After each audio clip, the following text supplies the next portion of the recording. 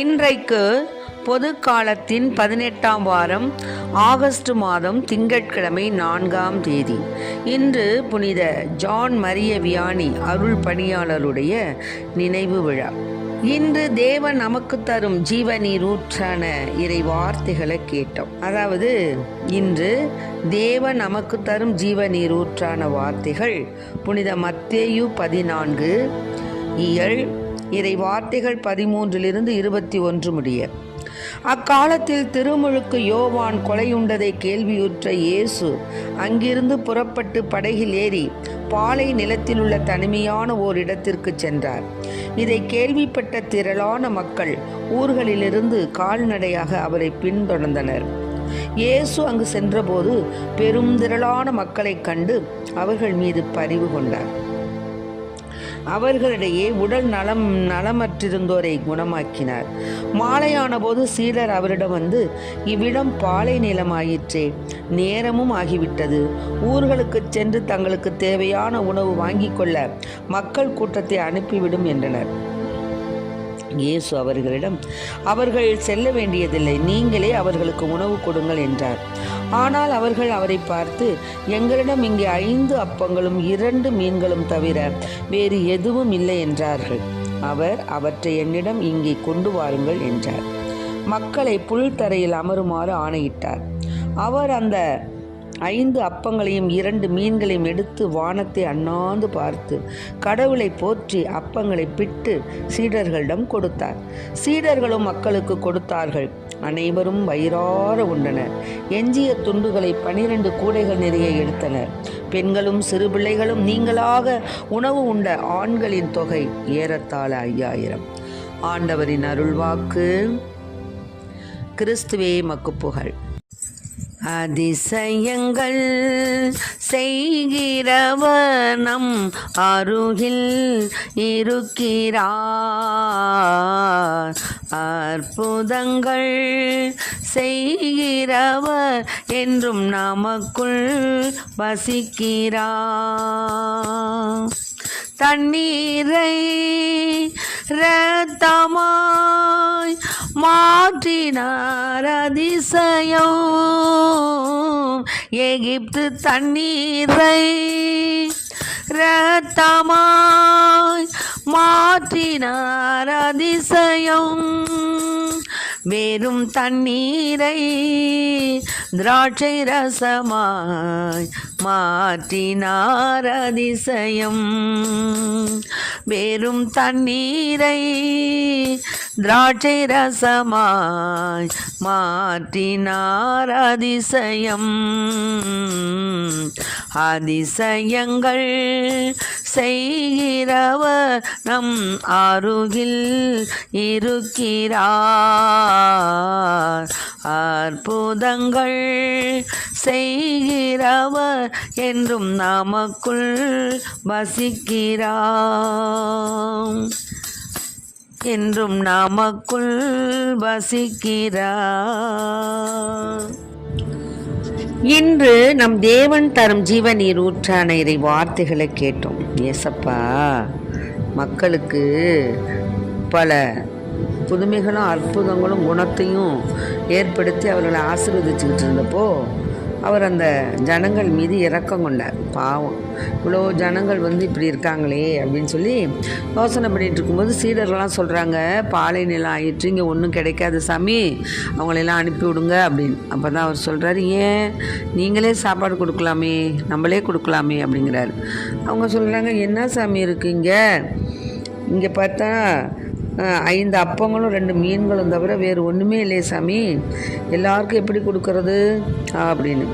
உடனே அவர் என்ன பண்ணார், மக்களை எல்லாம் உட்கார வைங்க, புழுத்தரையில் அமர்த்தி உட்கார வைக்கப்பா. உட்கார்ந்துட்டாங்க.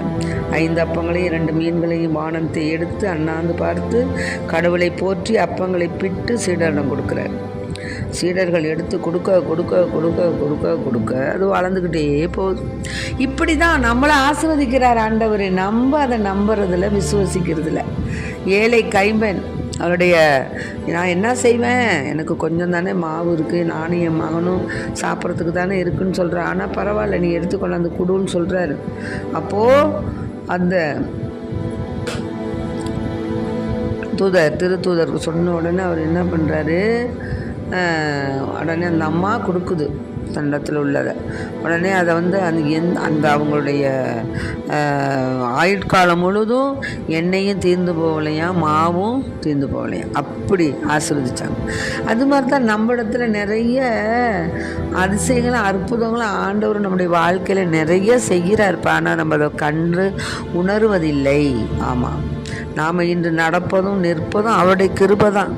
இன்றைக்கி அவர் நினைக்கலன்னா நம்ம இப்படி நிற்க முடியாது, உட்காந்துருக்க முடியாது, இப்படி கேட்க முடியாது.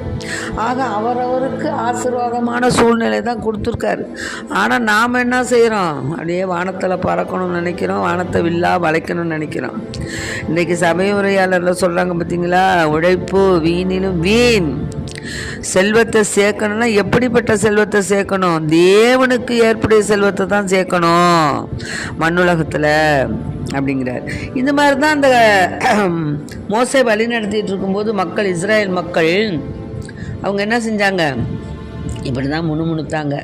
அவங்க என்ன சொன்னாங்க, எங்களுக்கு உண்ண இறைச்சி யார் தருவா, நாங்கள் எகிப்தில் செலவே இல்லாமல் மீன் சாப்பிட்டோம், வெள்ளரிக்காய் சாப்பிட்டோம், கும்மட்டிக்காய் சாப்பிட்டோம், கீரை சாப்பிட்டோம், வெங்காயம் சாப்பிட்டோம், வெள்ளை பூண்டு சாப்பிட்டோம். அதெல்லாம் இப்போ எங்களுக்கு நினப்பு வருதே, நாங்கள் வலிமை குன்றியவர்களாக போயிட்டோமே, இந்த மண்ணாவை தவிர வேறு எதுவும் எங்களோட கண்ணில் படலையே அப்படின்னு சொல்லிட்டு ரொம்ப அங்கலாய்க்கிறாங்க. அப்போது என்ன ஆகுதுன்னு கேட்டிங்கன்னா, அப்போது அதாவது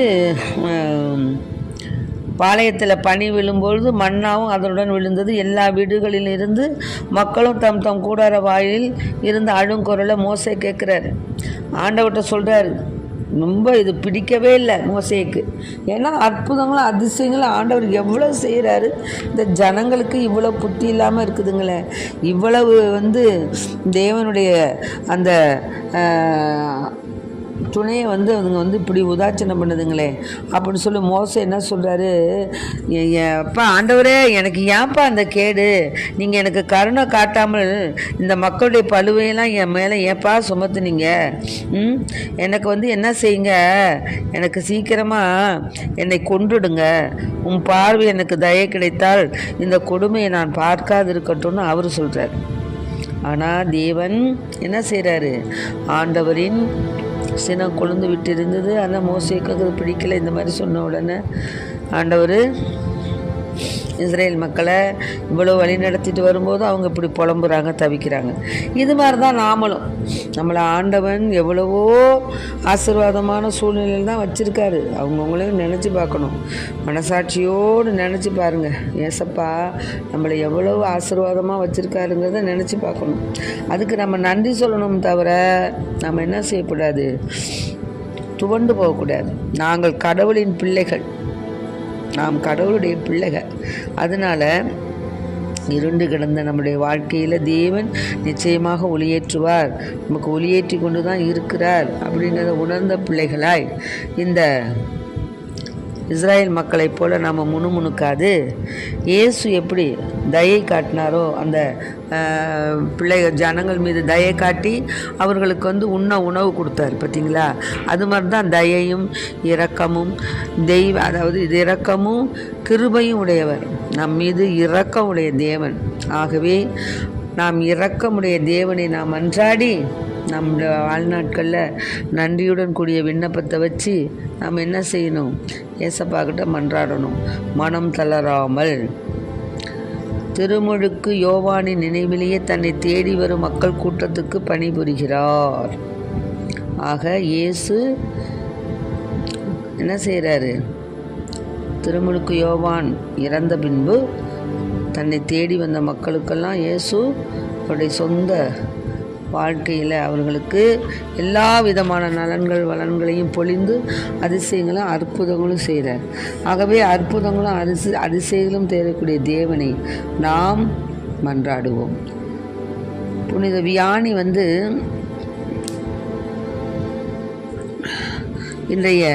இன்றைய நினைவு விழா புனித வியானி. அவருடைய அந்த ஜான் மரிய வியானி அருள் பணியாளர். அவரை நாம் போற்றி, அவர் எப்படி அருள் பணியாளர்களெல்லாம் நேசித்து அவர்களுக்கு ஒரு மாதிரிகையாக தலைவராக இருந்தாரோ, அதுபோல் நாம் நம்முடைய வாழ்க்கையில் குற்றமற்றவர்களாய் குற்ற உணர்ச்சியில் துவண்டு போகாது இறைவன்பால் நம்முடைய அன்பை அவர் மீது செலுத்தி தேவையற்ற இடர்பாடான பிற காரியங்களில் ஈடுபடாது தேவனுக்கு உகந்த பிள்ளையாக வாழ நாம் என்றென்றும் இறைவனிடம் மன்றாடுவோம். ஆமென். நமக்கு தேவன் செய்திருக்கக்கூடிய சகல அற்புதங்களையும் அதிசயங்களையும் நினைத்து நன்றியுடன் கூடிய விண்ணப்பத்தை வைப்போம். அவர் செய்த சகல நன்மைகளுக்கும் நாம் நன்றி கூறுவோம். அப்பொழுது ஆண்டவருடைய கிருபை நம் மீது நிலைத்து நிற்கும். ஆமென். Praise the lord. மரியே வாழ்க.